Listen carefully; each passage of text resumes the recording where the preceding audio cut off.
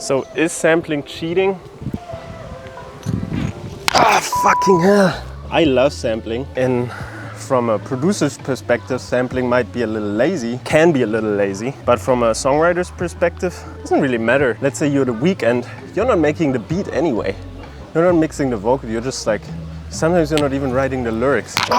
Es war fast. And don't get me wrong, I love making stuff from scratch as much as the next guy. But I mean, how much are you really gonna make from scratch? Are you gonna start like making your own guitars and pianos and, I don't know, re-synthesize every 808? If you think about it, we all stand on the shoulders of giants, so to say. We all profit from the work that has been done before us. Like I'm using a DAW, and when DAWs came around, people were like, this is not real music. You need to use a tape machine. And before the tape machine, it was like, only live music is real music. The interesting discussion is music about skill or is it about taste? Just because something is difficult doesn't really make it better. What you sample can say as much about you as what chords you play. The chords that you play are not your chords, you know? Like, you didn't invent this shit. Some dude like invented minor chords, you know? So don't sit here and tell me that I can't pull in a sample, speed it up and call it a day. Damn, you played a 651. God damn. What, you ran into a tape machine? Whoa. Nobody cares about that shit. Like, unless your melody comes from heaven, like unless you play the most beautiful melody ever, nobody gives a fuck if you made something from scratch, unless it looked cool and you filmed it like me. Nobody really cares. You know what I mean? There is a pure element to it though. I love playing melodies, and I love, sometimes you just channel some shit and it's gorgeous and amazing and adds to the world of music. But my argument is, like, nothing's really new, you know? It's not entirely yours. And in a weird way, this is like these painters that spent their whole life painting one piece on the top of like a cathedral, and they spend 60 years painting it, then they die and somebody else continues. And that's the state of music, you know? It's a constant circle. It's the same as fashion, music, everything, art. It's always this constant circle. And we don't have buildings that we can continue. We have things that we can sample. We have ideas that we can pick up on and continue, and concepts to use in our works. If I take a chord from Bill Withers, because I like one of his voicings, that's almost as much sampling if you think about it. It's not on a copyright, but it's also sampling. I guess my whole point is, in the end, all that matters really is taste and story. Anyway, a bit of a long-winded way of saying sampling's fire, making stuff from scratch is fire, and we're gonna sample now. I just needed a cool intro, and I had this question. I was like, man, it might be an interesting conversation. Let me know what you think in the comments, and let's get popping. Okay, let's sample some shit.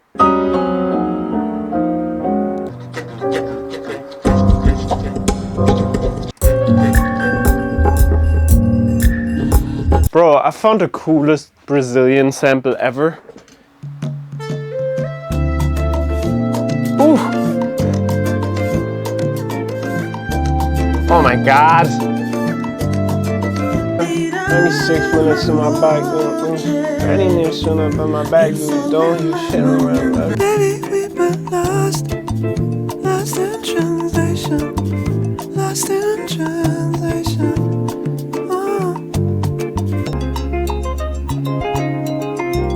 Holy shit, that's the B section. Baby, we're lost in translation. Lost in translation. Lost. I've been thinking of, this is next level, just sampling this. What if I throw that in Serato?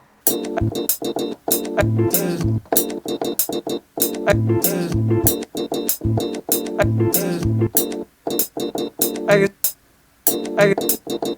guess like that.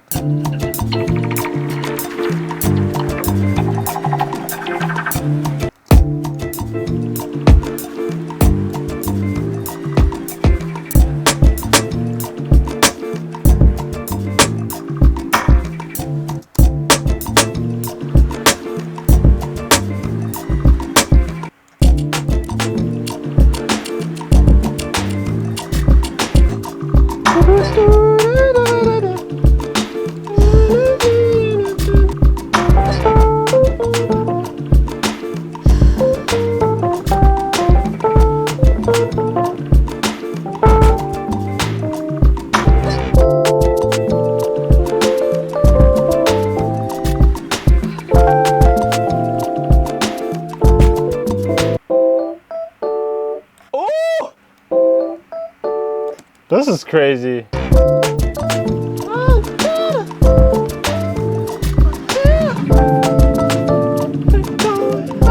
If you're looking for samples, check out Tracklib. They are the sponsor of today's episodes. It's an online sample library where you can sample real songs from real musicians from all types of time periods. They have songs from Isaac Hayes, they have Bobby Caldwell, soul from the 70s, new songs. They have people like Shuko or Thai, modern sample makers. With their unlimited subscription, you don't have to pay any clearance fee. You can just use the sample, make your song and register it with them. Check out the link in the description for 100 free credits, and let's continue with the video. I pitched it down a bit and now I'm trying to add some saxophone.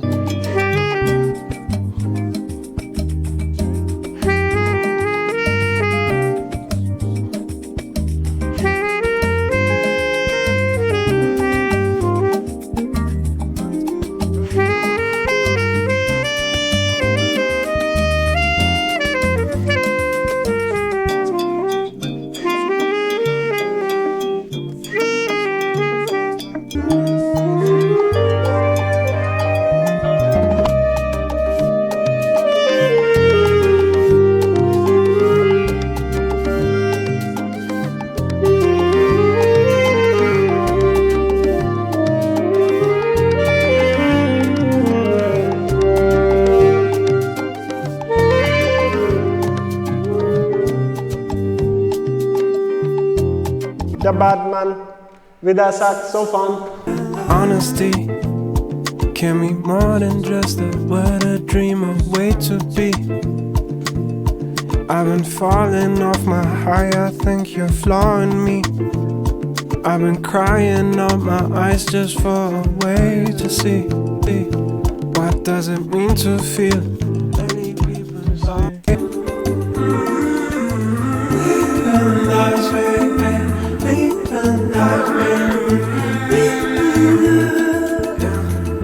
Baby, we've been lost in translation, lost in translation, lost in sensation. Baby, we've been lost. Lately, we've been lost.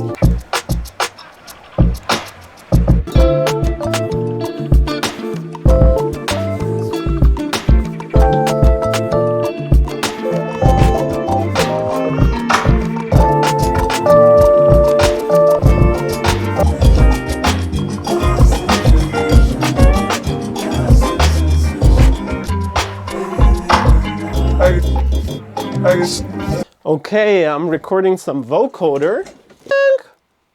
Quick vocoder action.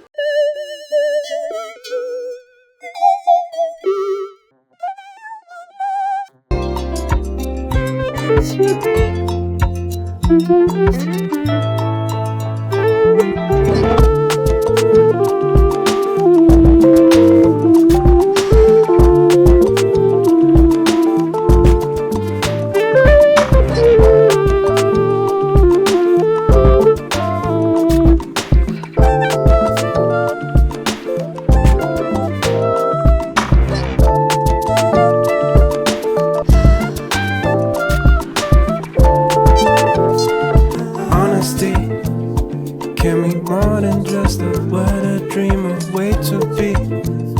I've been falling off my high, I think you're flawing me.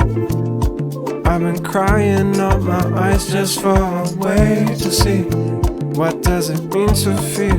Lately we've been lost. Lately we've been lost. Lately we've been lost. Lately we've been lost.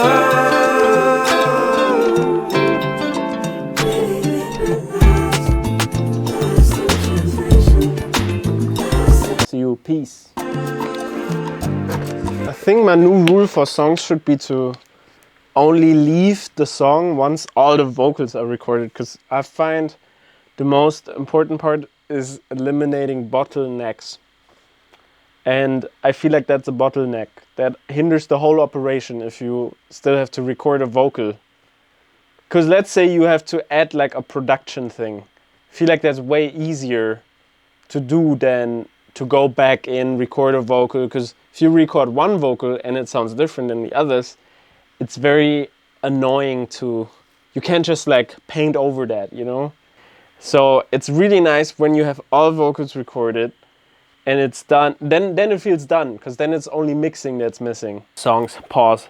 Anyway, love this. And I guess that's my point about sampling, is I love to slip into the shoes of somebody that just writes a song. Because usually I'm in the shoes of somebody that produces the beat, and then you put the different hat on and go songwriter, and then you put the hat on, okay, now I mix it.